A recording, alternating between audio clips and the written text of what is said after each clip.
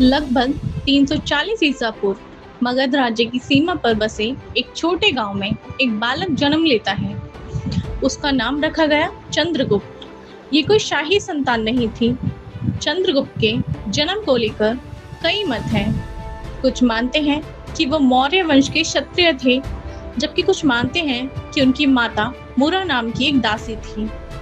पिता के बारे में इतिहास मौन है, लेकिन यह माना जाता है कि वे प्रारंभ में ही नहीं रहे। उनकी परवरिश माँ ने ही की थी। बचपन में चंद्रगुप्त का जीवन कठिनाइयों से भरा था। वो जंगलों में पशु चराता, पेड़ पर चढ़ता, माटी में खेलता था। लेकिन इन सामान्य गतिविधियों में भी कुछ असाधारण झलक थी।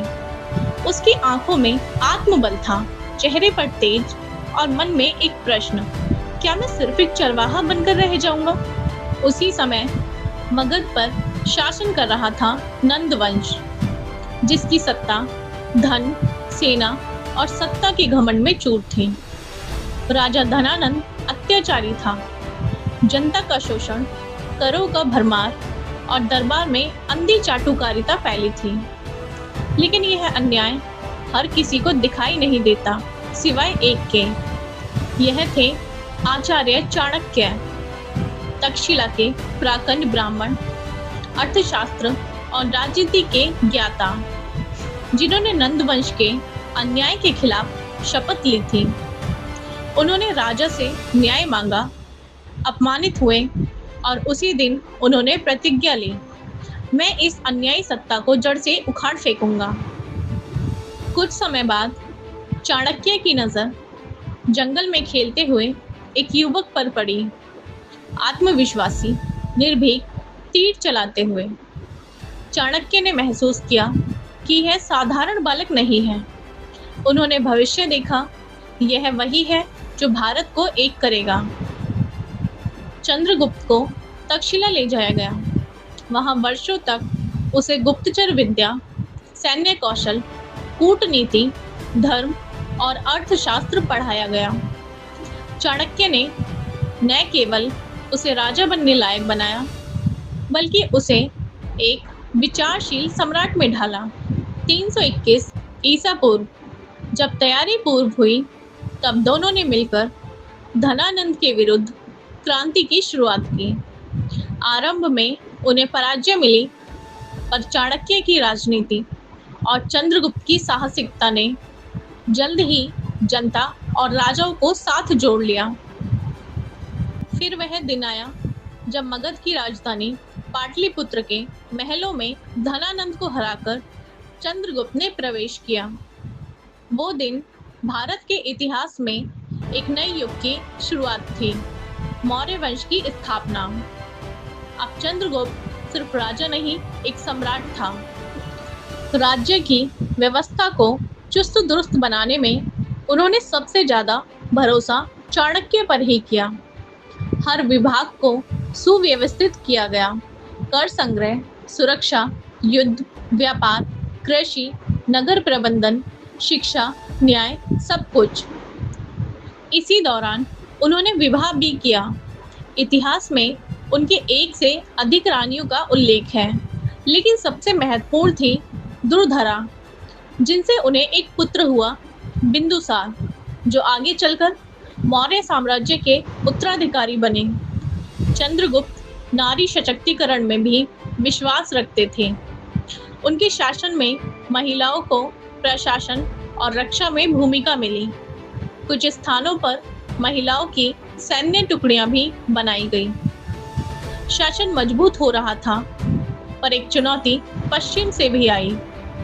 326 ईसा पूर्व सिकंदर भारत आया और पंजाब तक पहुंचा, लेकिन उसकी मृत्यु के बाद उसका सेनापति सेल्यूकस निकेटर भारत में डटा रहा। 305 ईसा पूर्व चंद्रगुप्त और सेल्यूकस के बीच भीषण युद्ध हुआ। लंबी लड़ाई चली, लेकिन अंत सेल्यूकस को हार माननी पड़ी। एक संधि हुई। चंद्रगुप्त को अफगानिस्तान, बलूचिस्तान, पंजाब और सिंध का बड़ा क्षेत्र मिला। इस संबंध को और मजबूत करने के लिए सेल्यूकस ने अपनी पुत्री हेलेना का विवाह चंद्रगुप्त से किया। साथ ही यूनानी राजदूत मेगास्थनीज को मौर्य दरबार भेजा गया। मेगास्थनीज ने अपनी किताब इंडिका में चंद्रगुप्त के शासन की बहुत प्रशंसा की। भारत का राजा न्यायप्रिय है। पाटलिपुत्र एक संगठित समृद्ध नगर है। वहाँ की सड़कों, भवनों, जल व्यवस्था, न्याय प्रणाली और नागरिकों का अनुशासन अद्वितीय है।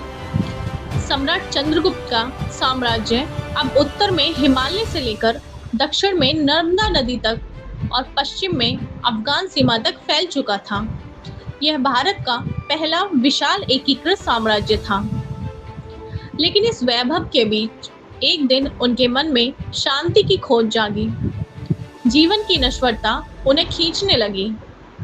उनके जीवन में एक मोड़ आया। उन्होंने जैन धर्म की ओर झुकाव लिया।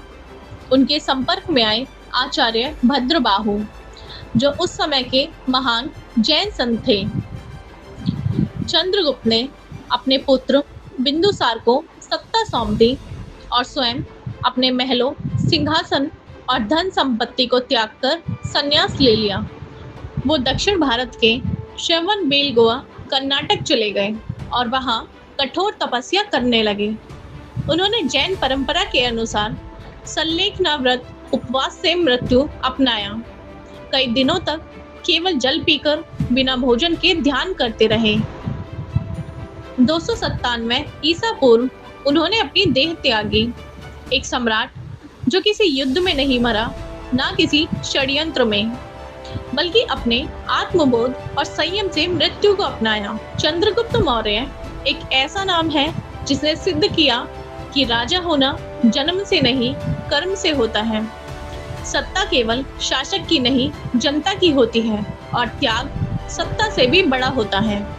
उनकी परंपरा को उनके पोते सम्राट अशोक ने आगे बढ़ाया, जिन्होंने पूरी दुनिया को अहिंसा और धर्म की राह दिखाई। लेकिन यह सारा युग तब शुरू हुआ जब एक गुमनाम बच्चा जंगल से निकलकर इतिहास का शिल्पकार बन गया। अगर आपको चंद्रगुप्त मौर्य का इतिहास जान के अच्छा लगा है तो कमेंट करें और हमारे चैनल जीके बाय पूजा को सब्सक्राइब करें।